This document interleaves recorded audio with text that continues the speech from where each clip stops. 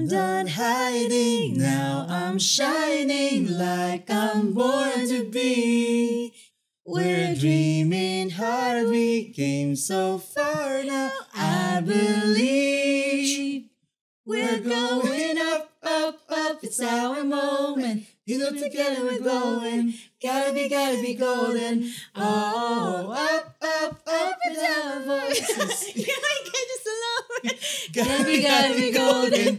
Oh, I'm not hiding, now I'm shining like I'm born to be. Hindi ko na alam yung next. Wala na ako.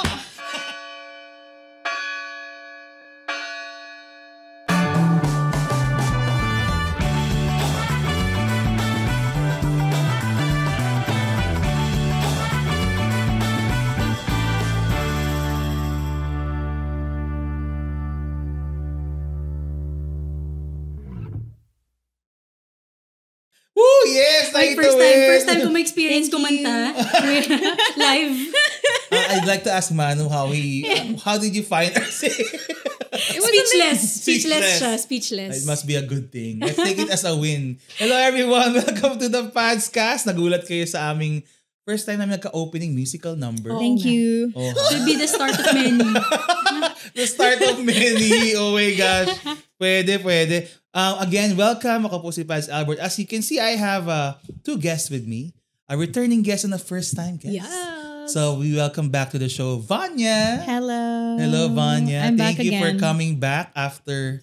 2 years. Oo nga, no? Last time was with Pandemic Ayo and Isa. Yes. Mr. and Mrs. Uy. Barcelona. Congratulations. The Barcelonas. Bakit Spanish? Ay, Barcelona. Dapat Barcelona. Di ba ganun yung Barcelona? Ayun ang mga kaibigan ko, Mr. and Mrs. Barcelona. Yes. And we also have Joanne. Yes, Hello. hello. With Manu. Yes, alright. Ganyan talaga pag mom, no? Oo Kailangan. nga. Kasama sa lahat. Kasama sa lahat. I love it. So ito talaga ang ultimate first time podcast. Si Oo Manu. nga.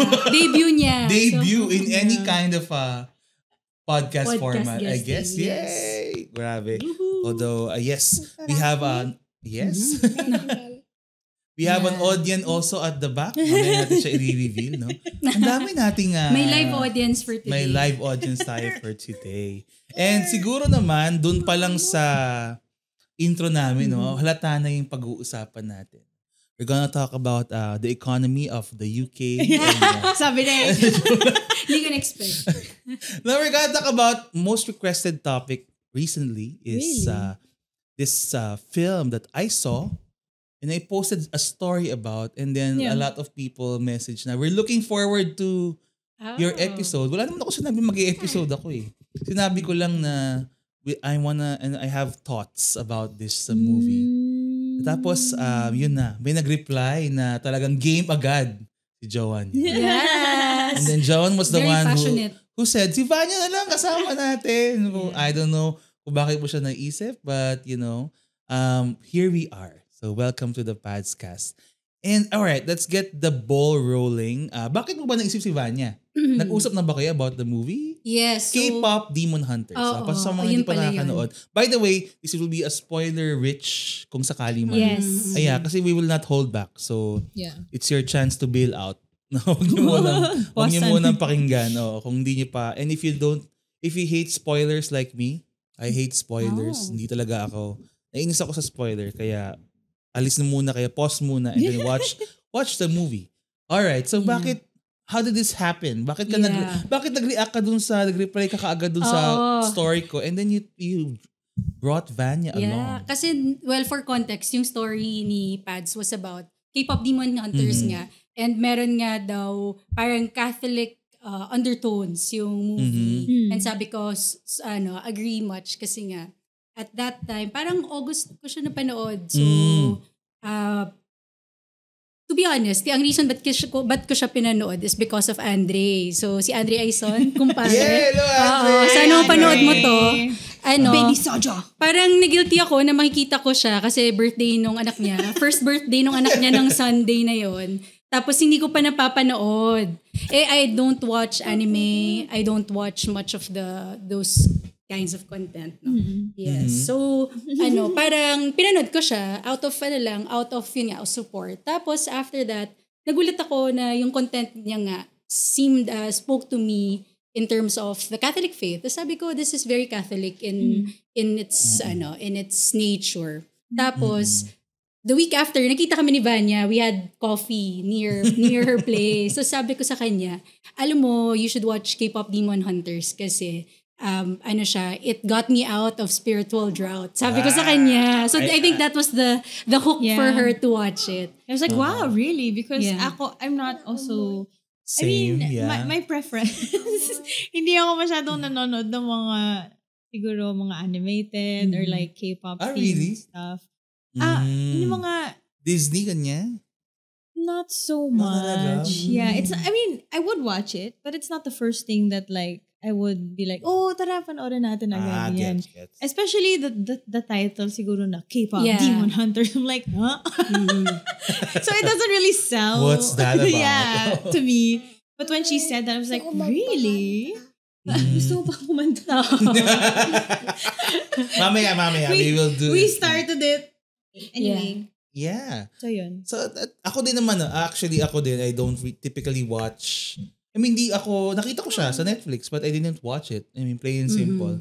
Until I started seeing mga positive feedback about the movie itself, not necessarily the like yung mga spiritual undertones. Pero may mga nakikita na rin akong reactions na, very spiritual, ganyan.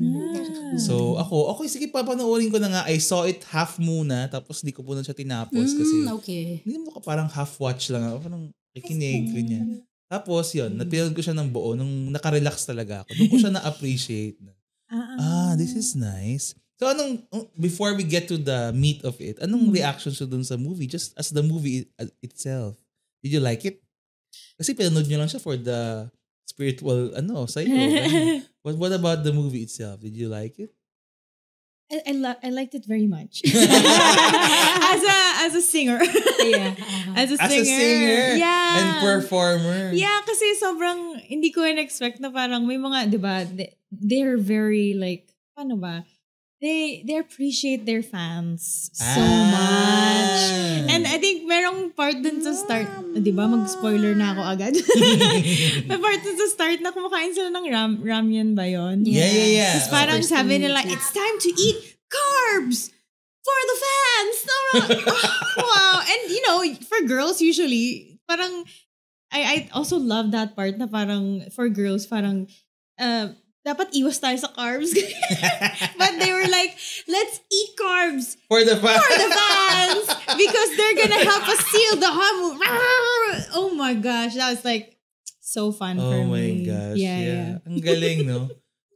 By the way, how do you, like, paano ba natin i-explain yung K-pop, yung premise niya? So the premise is, kasi baka may mga nakikinig na hindi pa talaga napanood. Yes. So it's about a K-pop group. A girl group. Huntrix. Huntrix. Na, typical. Tatlo sila. Performers, very popular. Talagang number 1 sila sa Korea, ganyan. Pero ano rin pala sila, parang demon, parang lumalaban sa evil. Tama ba? Yeah. Tama bang Demon Hunters. Parang ganun, Demon Hunters. They're fighting for the souls na hindi makain ng demons. So, and their way of doing it is by singing. Yung kanilang songs parang has this spiritual effect on the world. Yeah. It seals off the world from the demons. Like, so nasa ibang dimension sila yung mga demons. Pumapasok sila sa earth. Pero mas nahihirapan sila kasi parang nagkaka-barrier because of their singing. Yeah. No? And then their goal is to complete parang to finish the construction of the barrier. Diba? Yeah. And tama ba? Parang flood project ba? I mean, parang meron silang goal na pag nagawa natin to, ma-fully seal na yung barrier and we no longer have to take care of the demons who managed to slip in through the cracks. Diba? Yeah. Kasi kaya sila demon hunter kasi they're hunting the demons that kind of slip through the cracks. So they're like, parang ozone layer, I guess, if you're 90s kid. Yeah. Diba? Siguro yun yung parang madaling i-repair nila tapos hanggang sa mabuo siya and then wala na. Yeah. Di na makakapasok yung mga demons. Yeah. And so yun yung premise niya. Yeah. Alright. Okay, saan na ba tayo? Bago ko pinasok yun. How do you find the movie? Yeah, so ikaw naman, John. How did you... Well, I didn't expect it to be a spiritual movie naman talaga when I watched it. Akala ko nga lang parang... kay Andre. Si Andre kasi pala is the dubber of the... Baby Saja. No, si Baby Kaya yung Saja. napanood kong first half was Tagalog. Ganun na ako committed as a fan. As a supporter, friend ni Andre. I watched the first half in Tagalog and then I just shifted. Nung pangalawang nood ko, nag-English na lang. Okay. To be fair, ang ganda ng Tagalog daw. Yeah. No bias. So, para tayong may play area dito sa likod. We're just trying to address the elephant in the room. Awesome kids. It's okay. No problem. Yan, oo. So yun. Ay, sorry. Go, Pads. Yeah. So kaya ako, yun lang si Andre. Tapos ikaw, nanood ka rin because of Andre. Yeah. Contextualize ko lang kung sino ba si Andre. So, Oo nga. Siya si Baby Saja. Siya si Baby Saja. Siya Palagi yung nag-dub. May baby bottle. Baby bottle. Yeah. Mm-hmm. Yan. So, and then, you watch it not expecting anything. Yeah. Oo, akala ko parang din siya. Something mainstream na movie. Kaya I didn't expect much from it. Only to find out, well, ako kasi parang God speaks to me through music. So, nagulat ako when I heard the songs and I heard God. Parang ganon. Agad-agad. I was watching it in the middle of the night, mga 1 a.m. Ganon. Ganon yung life ko noong Mahina ang hon mo nun. Oo. So, buti na lang doon ako na-draw ng 1 a.m. na I couldn't sleep. Tapos sabi ko, tapusin ko na nga to. So, nagulat ako na I heard a different voice, kumbaga, aside from the voice that everyone is hearing. Tapos, sabi ko talaga, I hope more people produce movies like these. Yeah, exactly.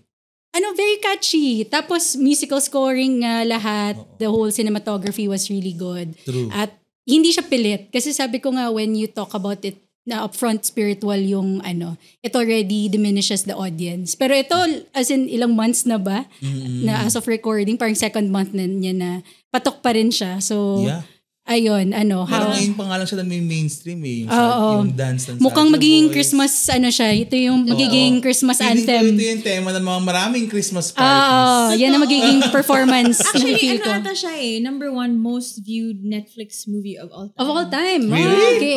Okay. Nakadagdag tayo dun. Pinalo ko kasi si Rumi. yung lead. Yung lead. What? May account Si siya? Cho, no? Yung name. Arden Cho? Yeah. The Korean. Okay, The akala ko girl gumawa who sila ng dubs. Rumi account. No. The girl who dubs Yeah. Rumi. Pinalo ko siya. Tapos yung nagpa-promo sila. Ganyan. Tapos wow, it's the number 1 most viewed Netflix movie of all time. Kasi nga, napapansin ko din siya, parang ang tagal niya na nasa top 10. Oo. Yeah. Fairness. Grabe. Fairness kay Netflix. You struck Oo gold nga. with this one. Yeah. And Golden. Very gold. Pun intended.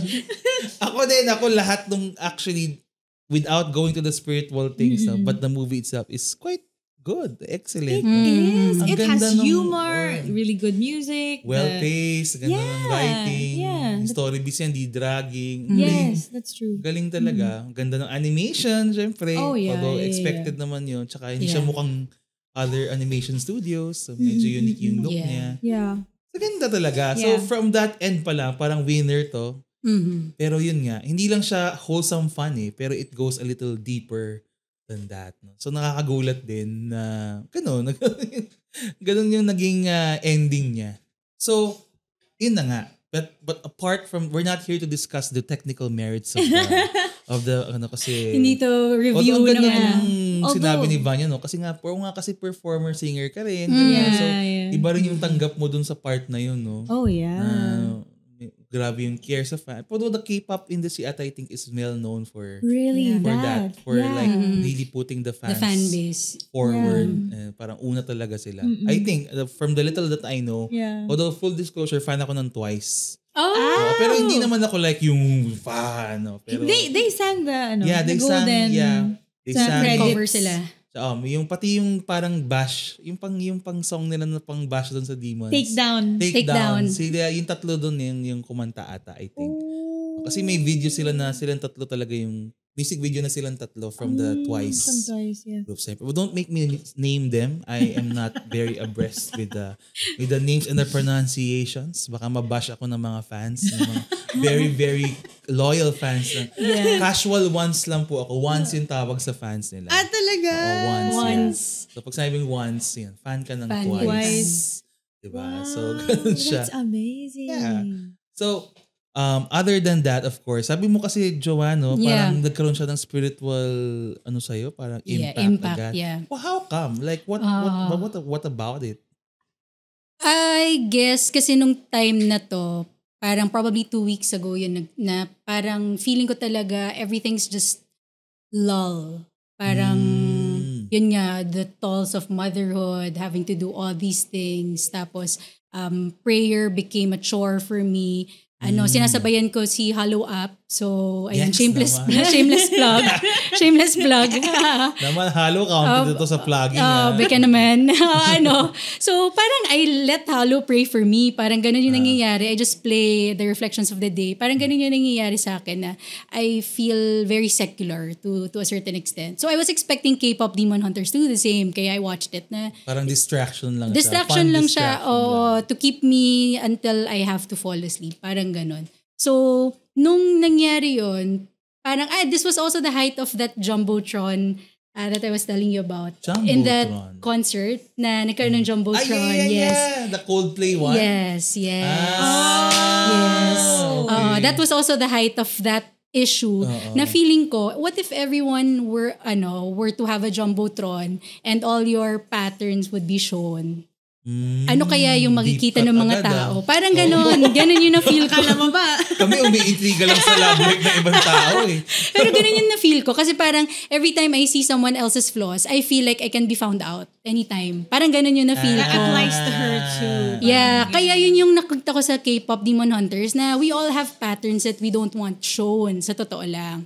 So in the first part of the movie, I felt like a demon. Parang ganon, I have patterns, but I can wear something just to hide me.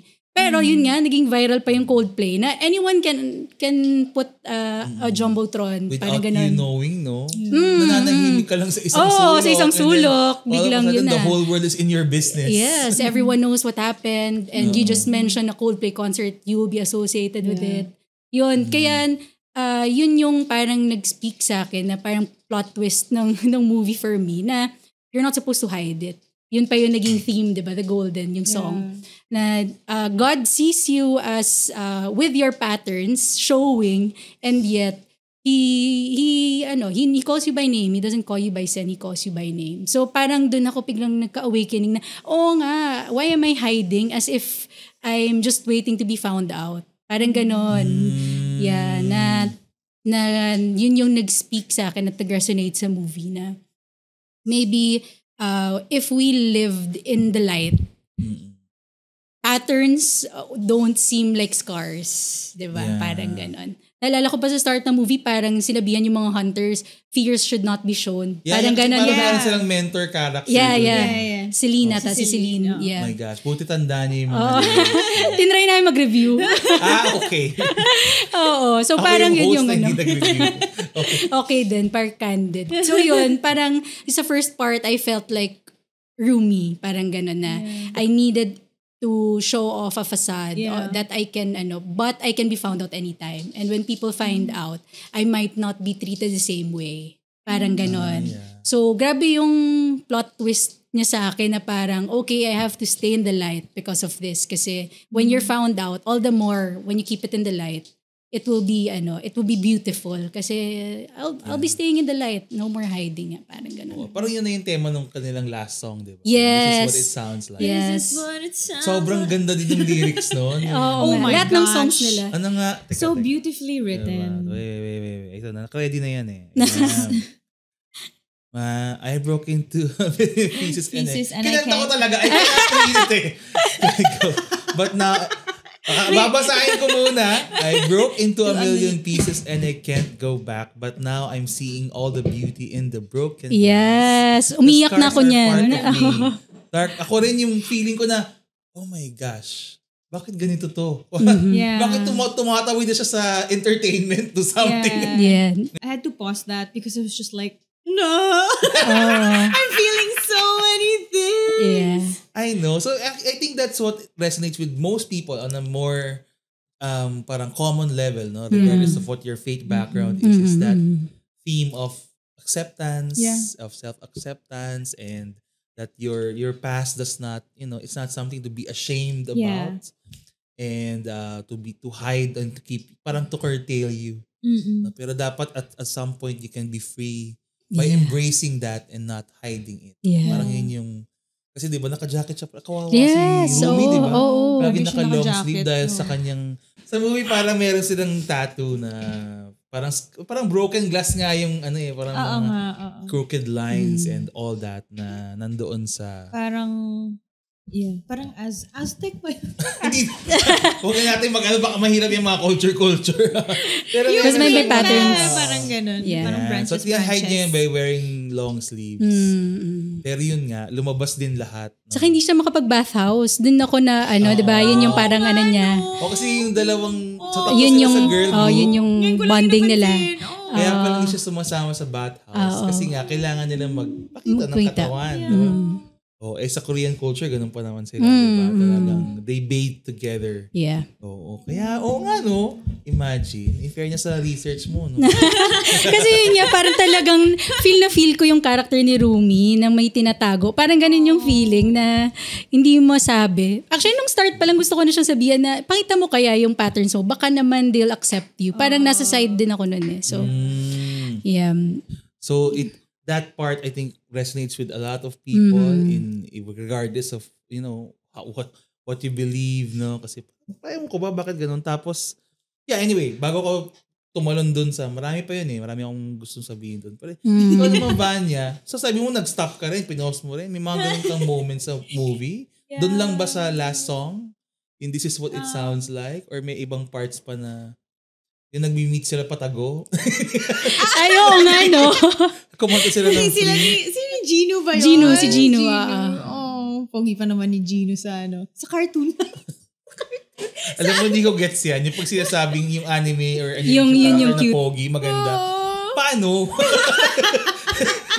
Cartoon sila. Hindi ko gets. Maganda yung pagkakadrawing sa kanila. Parang chiseled jaw. Yeah. Ganyan. Hindi pa naman ako nakarelate doon sa ng patagong may kinikita sa gabi na sa bubong. Yeah. I think it's more really like the singing part na parang when siguro I think because I do a lot of things that includes the ministry. I'm a worship leader, I'm a singer, and most of my ministry also and the things that I do has something to do with my voice.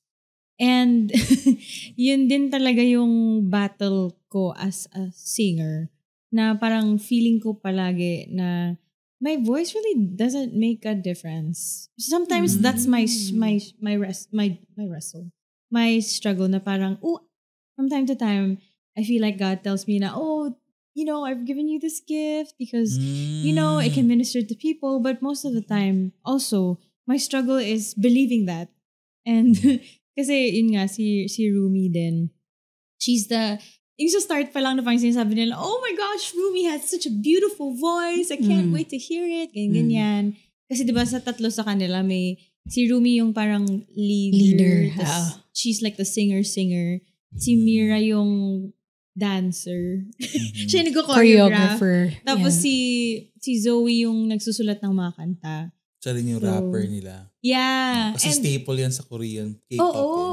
May rap. It really is so catchy. And also, I guess for myself also, yung parang past, yung mga whispers na parang, ganito ka lang, ganito kasi yung past mo, ganyan. And for me, na parang, before ako bumalik with my renewal sa Feast, din ako parang unchurched ba? Parang ganon. So, I really was gigging around. I was, of course, the culture and the lifestyle that comes with that. So, minsan, of course, may struggle ako na parang, that's where I came from before I got to know God again. As, as a decision talaga na, true. I will follow Him for real and let go of all the, whatever I have to let go of. So, I think that part was really just very, okay, I will, kasi for the longest time, feeling ko, parang I was trying to like, cut it off the story. Parang ito na lang yung tingnan natin, yung Oo. from the God part. Yeah, yung parang sis Vanya. Oh, no. If you know what I mean. So parang, it's so funny. Pero yun nga wala It was part of how like God really pursued me. So, yun nga, kaya ako siguro ako naiyak dun sa broken, sa lyrics. Yeah, now I see the beauty in the broken glass. Broken glass. Yung line doon na parang, oh my okay. gosh. Oh, yeah. Yeah. Talagang they ate. And I think that was the, they ate. And I think that was the part na parang, na seal na yung wala na yung chance para ma-seal yung honeymoon. Yeah. Tapos na-lose hope na lang. Yeah, tapos parang sinasabihan siya na parang wala na, tapos na. Tapos parang tinatanggap niya na lang. Tapos I think the really nice part was sabi niya parang, but we can start again and make a new one. So parang, Like, okay, so there's all of that, no, yung tema of self-acceptance, ganyan. But the movie does go into spiritual things. I mean, even in the movie itself. Yeah. Which was really one of the good things though. Talagang there's a spiritual reality on top of the physical one. Na parang, wow, okay. Well, very similar, no, sa atin. Tapos, yung aso sila, pag kumakanta sila, parang fortify yung shield, yung protection ng mga tao from the demons. Yeah. Ganun ba feeling mo, Vanya? Are you sealing the moon? Yeah. My own. Yung honeymoon yung shield. My internal honeymoon. Kasi diba, parang before worship, parang ano ba yan? Yeah. Tapos after worship, parang you get that confidence and assurance na, this is who my God is. I can trust Him. Siguro in that sense, na honeymoon inside. Totoo din naman, no? Kasi nga, ako din kahit ako as a priest, minsan pagmimisa na, nagpapanik na ako kasi hindi pa ako disposed. Yung pagod pa ako. Parang, oh my gosh, Lord, ito na, magsa-start na. Nagkasabasa na yung commentator. Ganun pala last minute. Talaga parang, okay, kahit minsan in the middle of mass, maalala mo pa yung office, yung trabaho ko. Yeah. It happens, no? So, yun nga, may ganun din akong feeling. It's the same minsan. Yung parang, ano ba to? What can I give? Kung ganito ako. Pero si Lord naman nagdadala eh. So, that is true. Siya na talagang bahala doon. But I like that. No? I like that visualization na ginawa nila. Yeah. About the power of, music and, you're gonna say something? Vanya? I was gonna say something. Kasi nga, di ba, sa title pa lang, K-pop Demon Hunters. Tapos parang doon ako na parang, ano ba yun? Parang, sorry I love the movie, okay? Tapos, pero ngayon, parang before, I was like, ano ba yun? Parang corny naman. Why does it have to be outright Demon Hunters? Alam mo yun? Parang game tuloy siya. Tapos, but I feel like, that's what set it up for them to be able to really talk about the very real presence of the demons in our lives. So kaya feeling ko it was they were able to really successfully paint that picture and start that conversation of the undertones ba? Kasi most of the time nga kasi parang I mean ako minsan I feel like I would rather just like not acknowledge yung ganyan. Pero there are times na I really nga pala, no. It's like, it's really a real thing. So yun, I think I really love that they talked about it so fiercely. Yeah, ako din, yung na-appreciate ko yun, no, yung it creates this awareness among the general public about the spiritual realities that are often hidden from us. Dahil, parang sinasabi ng mundo palagi, hindi mo totoo yan. Or, ano lang yan? Psychological, psychiatric, ano lang yan. Which is of course part of the story. But more than that, it's also the talaga, yung the spiritual realities nga, yung ating pinag-uusapan, pinagdaraanan natin sa ating faith, no? We are aware of that sa The Feast, diba? Meron talaga tayong ministries for, yung intercessory, ganyan. Yeah. Kasi sa mga bahay ko una ko na-appreciate sa The Feast. Sabi ko, sino yung mga nakatalikod, nakaharap sa pader? Are they the misbehaving kids? Bakit sila nakaupo for every event, sa pader? Dun sa class na nagbigay ako ng class sa FeastCon, I think, sa conference. Tapos may 3 ladies doon na Nakaharap sa sa pader. nakaharap sa pader. Sabi ko, did they misbehave? Face the wall. Yung pala they're praying while the session was ongoing to help, to help to intercede for the event, for the speaker, ganyan, to seal the hon. Kasama na rin yun, di ba, sa ating, kasi nga, the devil is active. He's on overdrive all the time, looking for someone to devour, di ba, yun ang sa Psalms. So, it's a good thing, no? Madali siyang yung appreciation ko sa movie, yung madali siyang gamiting pangturo sa iba about the Catholic faith. And that's one major thing that we can parang glean from it. Of course, the parallelism is not 1:1 kasi hindi naman siya Catholic movie, hindi naman siya sinearch ko Christian yan. movie. Kinonfirm ko kung spiritual movie ba siya. Hindi pala, parang yun nga, actually culture-wise, kaya Demon Hunter siya kasi very Korean culture. Mas Korean culture siya than spiritual. Yeah, pero so wala siyang 1:1 application, no?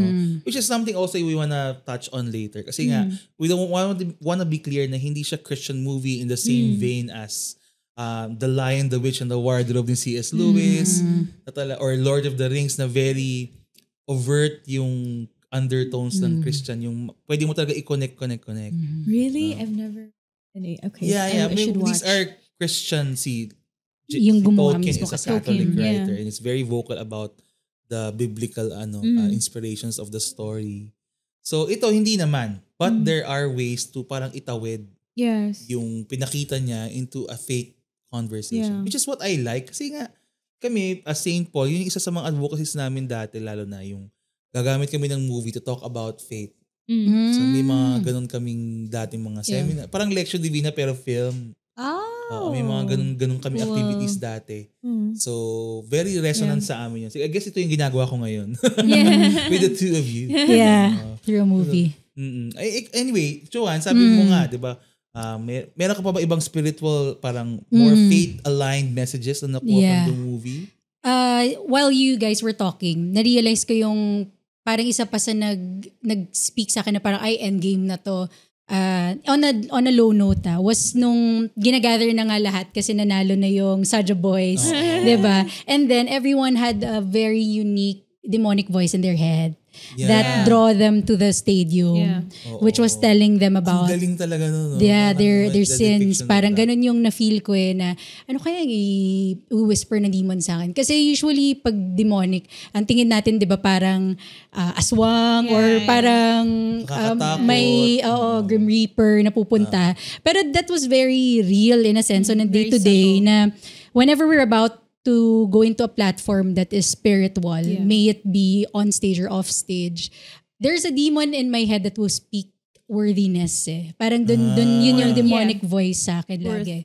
Na talaga ba? Even here, parang going here, there's that feeling. So buti na lang, safe space, as we would always say, na kaya I would show up. Kaya parang dun ako drawn dun sa movie na ay mukhang the voices will continue to win.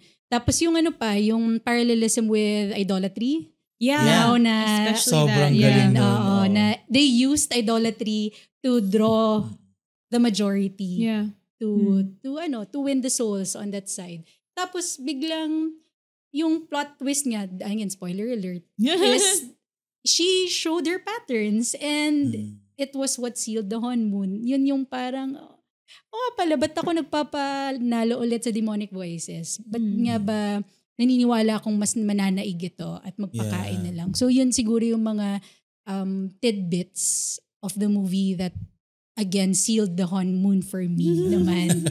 Na no more hiding. He knows it. He's the first one to know it. Bring it to light. To the light. No? Yes. So after that, I kept raving about it. I kept telling friends about it to watch it. Especially if you have that demonic voice. Kasi the demon doesn't show himself naman in an obvious manner. He's very subtle until you realize you're already in a spiritual drought na convincing na siya na this might be my normal na parang ganun. I have that all the time. Not all the time. Like sometimes I have that. And then when I talk to a friend, she's like, when I vocalize those paano? Yung feeling on burning today. Wait lang, ano yun? pinapanood ko to ng subtitle. Alam mo yung minsan, she vocalizes. Anyway, when I how do you say it? When I express it, like verbally to my friends, because I think I'm insert negative or conflicted emotion. And sometimes one of my friends, at the Bob, she would be like, huh? Who told you that? Like, where's that coming from? So parang, ano? Saan nanggagaling yan? So it's very real. Kaya nga din siguro, it really resonated so much because it's so subtle. Sometimes you won't really kind of detect it unless you talk to somebody about it. At least for me, that's the case. Yeah.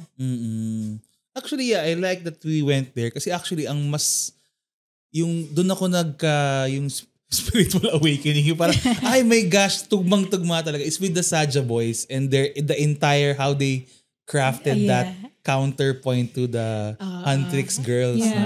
So si Saja Boys, ito yung mga demonyo na sabi nila, matatalo na tayo. What is our last move? So and then they sent 5 demons to become this K-pop group. Tapos kumanta sila. Tapos parang naging umayos yung hair nila. Tapos yung style. Oo.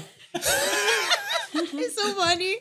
Kasi it's such a good, unang-una, it's such a good depiction of how the devil moves. Yes. Ang galawang demonyo. Yes. They give you something attractive and safe. Kasi what was their first song? Soda Pop. Bubblegum pop na sobrang catchy. Yes. Very walang point actually. Wala namang laman. Walang point. But it's harmless. It seems harmless. It seems fun. Yeah. Plain, simple fun. Yeah. Now, what's wrong if I join this? Diba? Kasi it's very harmless. Very benign. Benign? Gusto ko yun. Diba? Wala siyang, diba? Hindi ka naman, sabi mo nga, hindi mo yan. It's unassuming. Yes. So, yun muna, dadaling ka muna sa ganun. Tapos, pag nakuha ka na nila, yun na. Medyo mag-a-appear na yung true colors. Pero, what also struck me, nung mananalo na sila, and then they sang the song. Their song. I'm not good with the details. The idol song. Yeah. Again, nga pala, ang tawag kasi sa K-pop talaga, idol. Lahat ng grupong yan.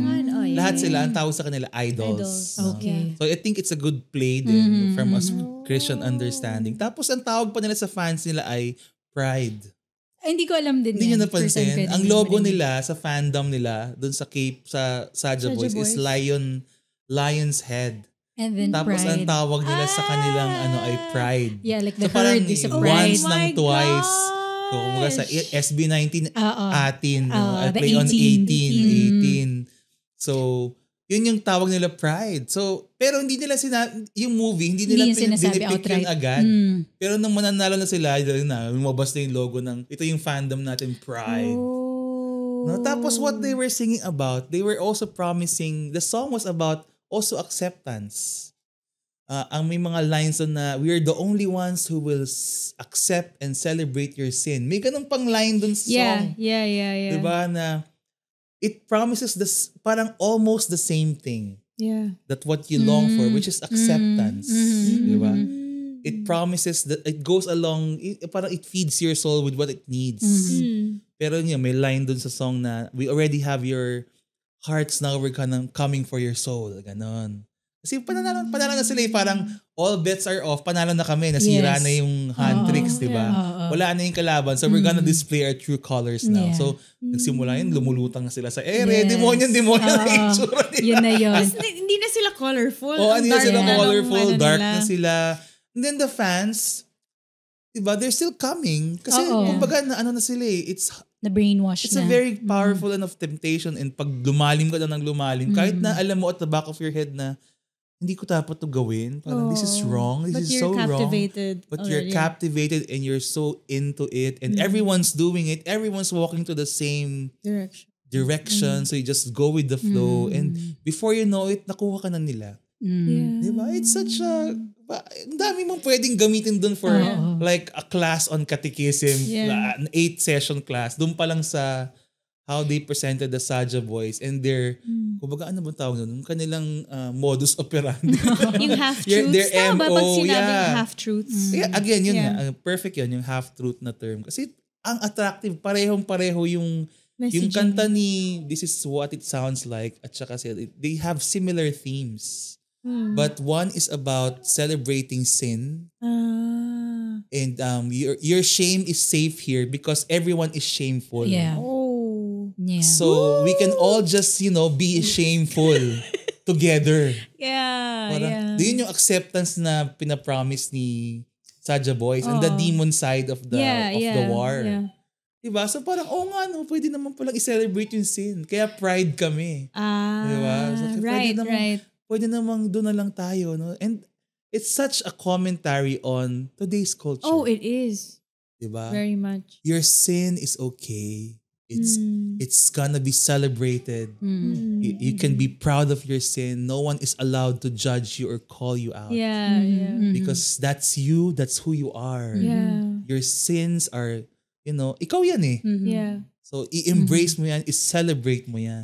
And be angry pag hindi yan inatanggap ng ibang tao. Kasi dapat tanggap ng lahat. Oo, so lahat na lang tayo, let's just celebrate our sinfulness. So, doon talaga sabi ko, oh my gosh, Christian film ba to? Doon ako talaga napatanong din na, is the writer trying to make a point here? Doon ako talaga, kasi sobrang, pero again, for the research, hindi naman talaga. Hindi And then for further reflection, oo nga, kasi it stops short of certain things na hindi naman talaga Christian yung theme. But still, for a film that should only be fun, to go that deep. Yeah, it's quite remarkable. Parang really. wow.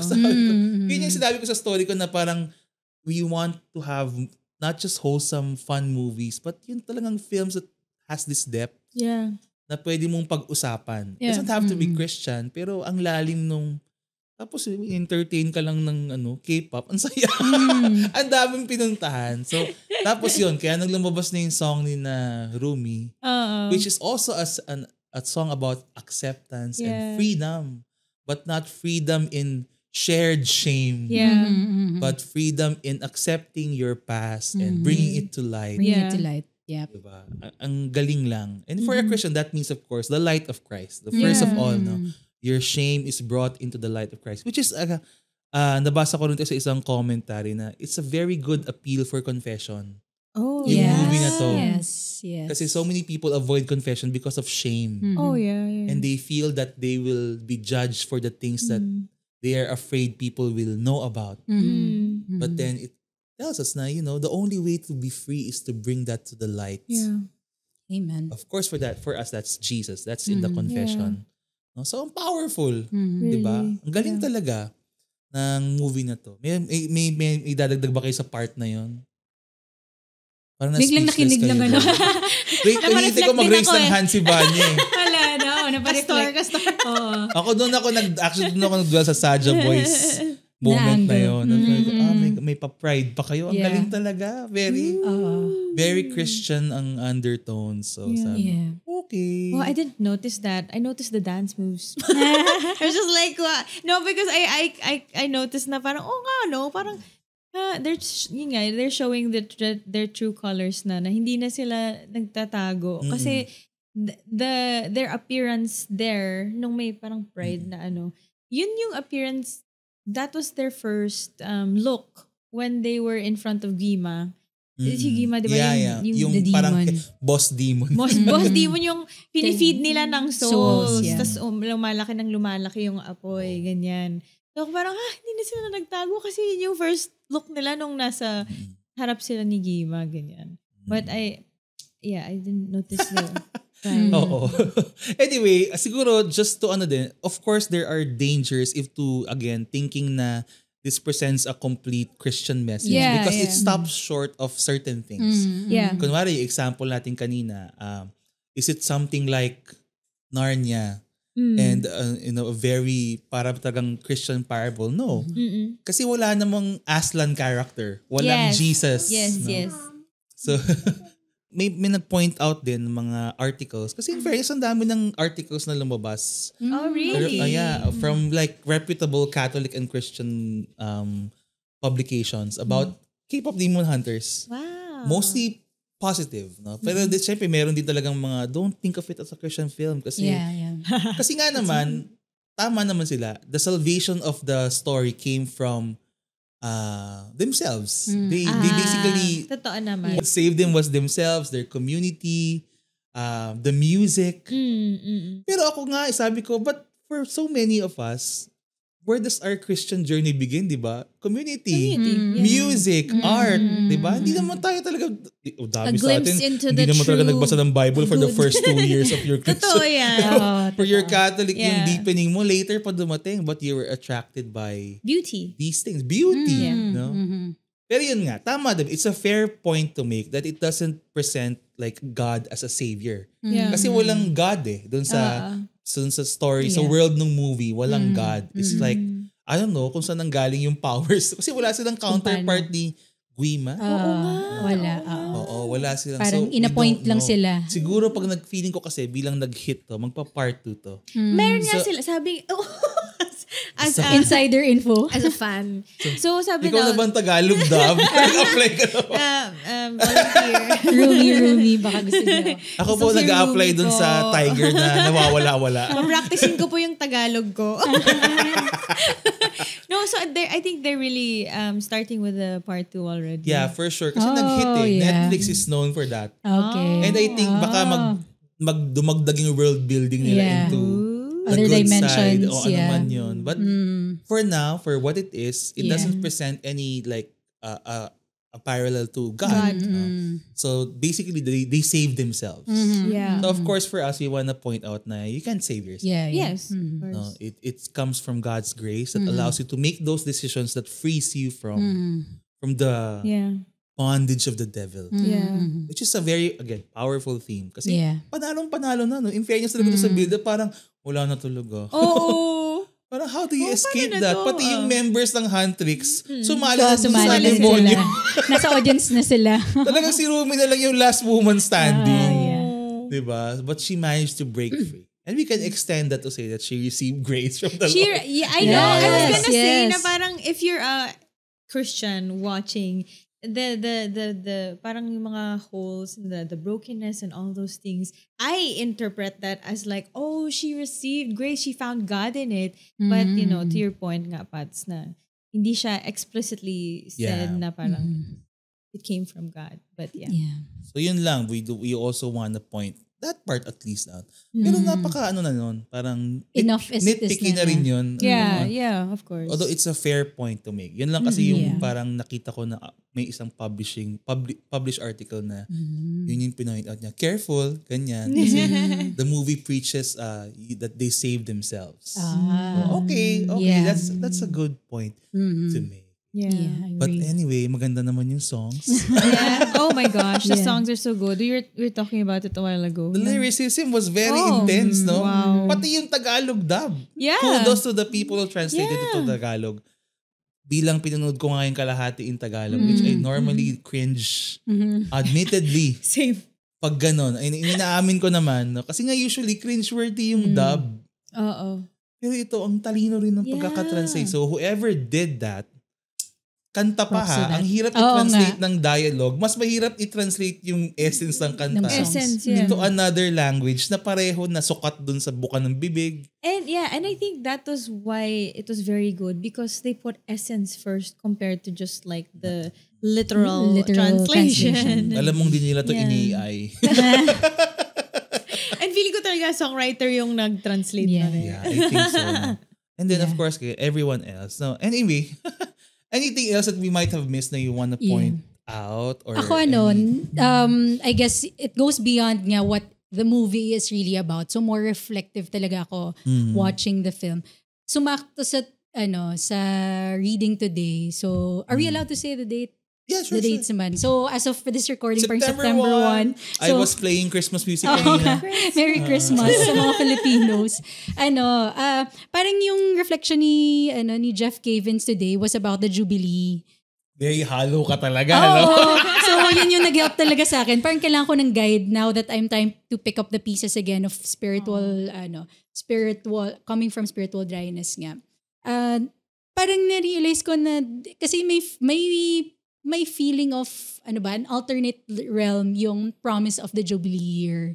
Yes. Diba? Parang ganon. Special graces is granted So upon the us. indulgences are enjoyed in Yeah. the next life. Oo. So I was praying to God this morning kung ano nga ba yung message mo, Lord, that we are supposed to share through this episode. And nagulat ako dun sa reflection ni Jeff Cavins nga about the Jubilee year where yun nga, special graces is granted and where true freedom is given. So when you kept on repeating about how freedom is promised here, although for them, it were 3 people, for us, it's 3 in 1 God. Parang ganon. Na, parang the honeymoon symbolizes that for me right now. Na baka siguro nga, this level of emptying this year was because it's the Jubilee year. To be reminded once again to solely depend on a higher being for me, to not be too self-managed. Parang yun yung nakuha ko dun sa shinare mo, Pads, na if we take this video, this movie on its own, it will seem as if I'll go back to my own doing. Pero yun yung ni-remind sa akin ni Lord through Jeff Cavins' reflection. The Jubilee year reminds me once again that on my own, I can do nothing. Hence the emptying. And yun, what a perfect way to celebrate the Jubilee year. And to also share that glimpse to those listening to learn more about it because it only happens every 25 years, every 50 years then. Yeah. Okay. That's nice. No? In fairness, hollow na naman. Oo nga. Sorry naman sa pagiging fan ko. I tell you that she's very good at selling things. Oo nga. Click the yellow basket. Maglalagay na kukunin ka namin, Joanna. Kailangan mo ng side hustle. She's very convincing, especially if it comes when it comes to spiritual materials. Hence her watching K-pop Demon Hunters. Like, that was how I sold it to her. Yeah. Grabe, my friends at Hollow will be so happy with this episode. May mga suggested materials pa, no? Because once Joanna is convinced, she's like, I'm going to convince you. Yeah. Yes. Okay. Yeah, Any other talents. closing thoughts? Or ikaw, Vanya, and you have anything? I really think it's yung sa calling perspective, I think. Because ako naman right now, as we speak, this is my first day after taking a 2-month sabbatical from ministry. So, ayun, I think it's just, parang na-remind lang din talaga ako na with what we do as servants in the ministry, there's always another level of reality compared, and not just like the presenting reality.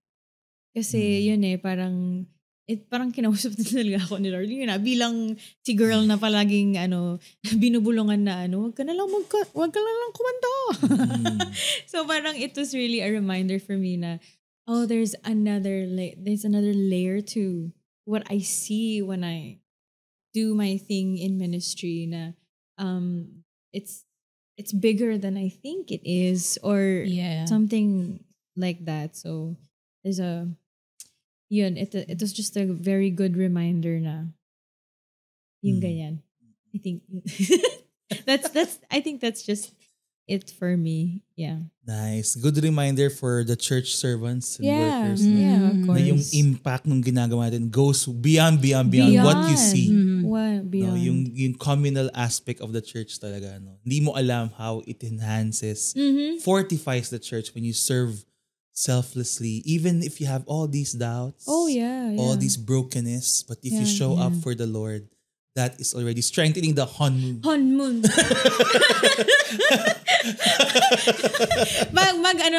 Mag-encourage ako sa mga huddle ng worship team. Ganyan na sasabihin ko, guys, let's seal the... Joke lang. I-clarify mo. Kung ano yun. Ano po yung honmoon? Si Lord pala yun. Hindi yung mga kinasal ko ngayon nag-honmoon sila. Wow. 8. Patok. Yeah, ako two things siguro. Una, I think the film shows us that the devil is very much real. It is an overdrive. Although again, just a warning, yung presentation ng devil dun is not the same as what Christians would understand the devils to be. But the point goes that the devil is always looking to snatch souls in overdrive. Wag tayong relax. And then it will attack you where it hurts, in the shame. Oh, yeah. It always go to that, no? And that it will always tell you you're not worthy, you're not good enough. And it will always tell you na, hayaan mo na, sumuko ka na, i-celebrate na lang natin yung sins mo. And number 2, siguro sa lahat ng nanonood doon, and if you cheered against the Saja Boys and cheered for the Huntrix, I hope you understand what you were cheering for. Because a lot of people, they might watch this movie and say, tama naman yung Huntrix, tama yung Golden, tama yung side nila. But in real life, what are you cheering for? You're cheering for the opposite side. You're cheering for celebration of sin, pride. You're celebrating, wag niyo akong call out, no? Ito ako ganyan. So, ganun na yun. That's the end of the story.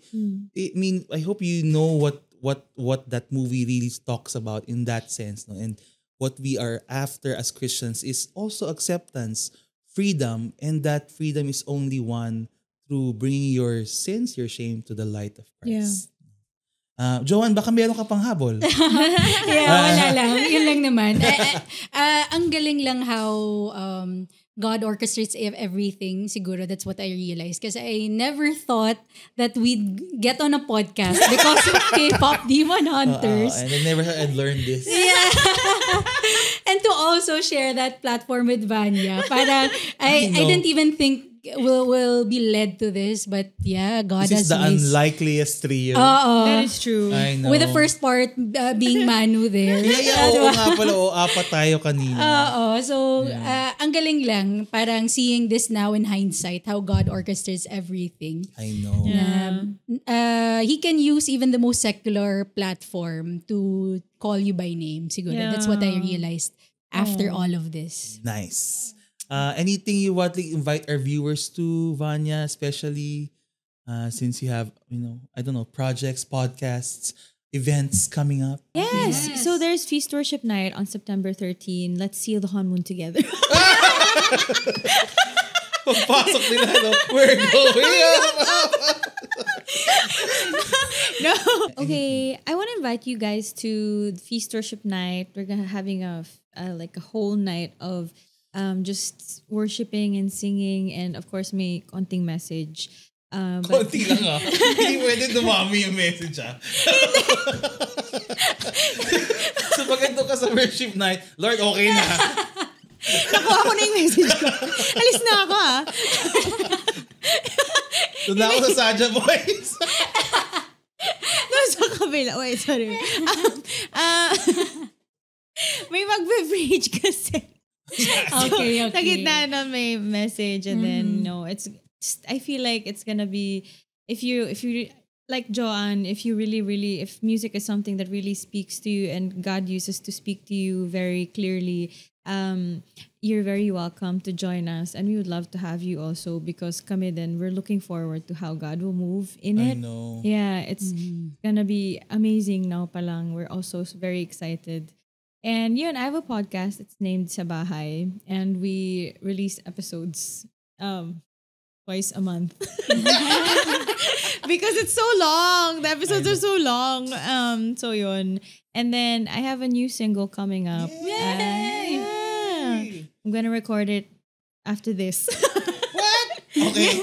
Yeah. So it's called 100 Falls, and it's gonna come out. 100 Falls? Yeah, parang isang like 100 na interesting. times. Title pa lang parang naiiyak na ako. Oh my gosh. Imagine ko na siya.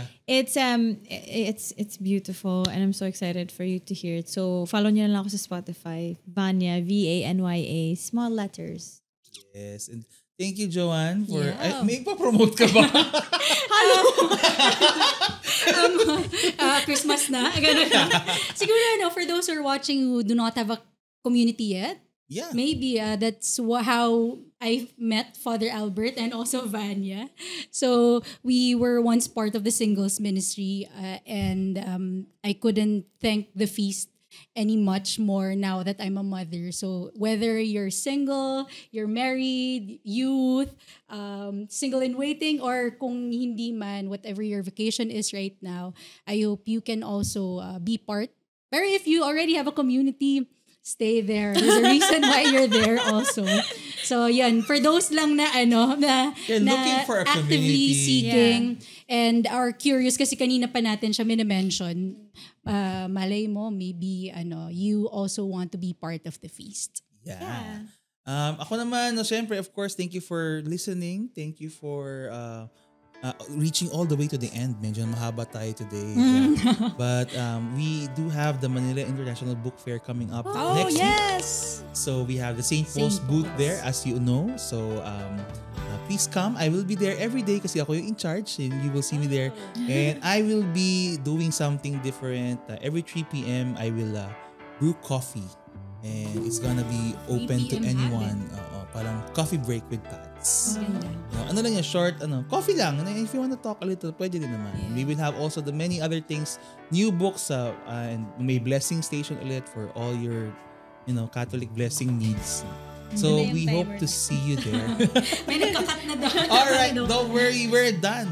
So maraming salamat po sa inyong lahat. Please do support us by number 1, liking, sharing this podcast, the Padscast, wherever you're hearing this in, Spotify, Facebook, YouTube. Thank you very much. And of course, by supporting our producer, St. Paul's, your number 1 source for all things Catholic. Once again, ako po si Pads Albert with... I'm Vanya. And Joanne. And Manu. Yes! Manu. And this is the Padscast powered by St. Paul's, and may God bless us all.